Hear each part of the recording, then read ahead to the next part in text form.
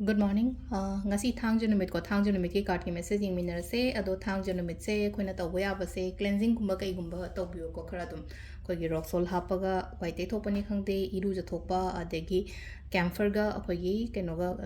long ga kai ga mai taina thadok pi ba every saturday gumba ja kaina mamang da budi hai ko tongana video samu hap tre ko hana dum continue tawbong edum tawbiro ko ado thangju numit se ko hadi aham bada khoi gi number se 93 lere magi aduga color dana black natraga purple gumba kai gumba dumaina sina bi bai ko aduga amana aina chak thong bada keno ma hapo ha basina sisina khoi gi acha thause acha thaw oina hapiyo ko hadi keno tawbagi thaw haraga di akoina normal refined oil nataba acha thause mustard oil se ko maina drop uma khatang akoina cheng chubada kaida dumai taroga hapi ba ko duduna akoi keno lere ko tawgada thangju numit ke ando sidai card ahum katang lo thu ase khoi gi ado sida lere ko card number 1 card number 2 card number 3 ko ama khanbira se ko aham bai se kansira ani shuba kansira natraga ahum suba kansira hebado ko aham bagi yenga se ko aham bagi sida la ise ko night of wands ana la ko ado night of wands se kaino hai kansida ko aina kaino ma thabo ama heta paikhatpa matamda ngasi se aina khaliba thabak tu dagi he na phana dumaina gumba oiba ado hadi energy su yamna positive oigani ko isha sida aina chatoriba aina tawdoriba thabak se aingonda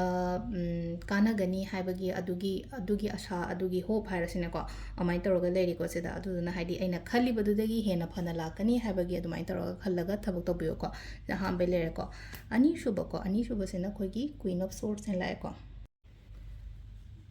yamna clear oigani ko vision clear oiban hairase sida haise ko hadi ngasi ena tawge na khaliba poto hai tare fadana clearly yamna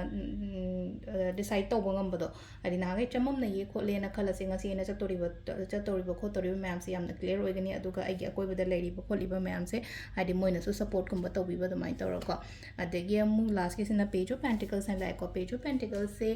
kaino hai kansida ko hadi aikhoida kanaba ama adumai tar piri ko hadi good news ni khangde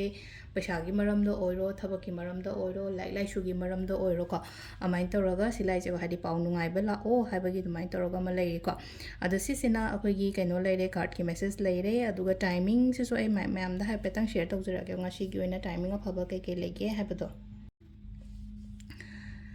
timing sina ayuk ki pung taruka minute kuni thoi dena nipan ga minute ani phaung lere adegi trama thoi ga minute kun dagina pung mari ga minute train pan phaung lere manga ga minute yankhai tare tagina tare ka minute train pan phaung lere nipan ga minute kun trama pan dena baro ga minute nifu ma thoi phaung lere ko aduga nungdang nongalam dai ehingi haja uhum ga minute kun doi dena mari ga minute nifu mari phaung le ko sisina khoi gi ngasi gi oina afaba timing ko adu sida lere khoi gi daily card message se ma'am thank you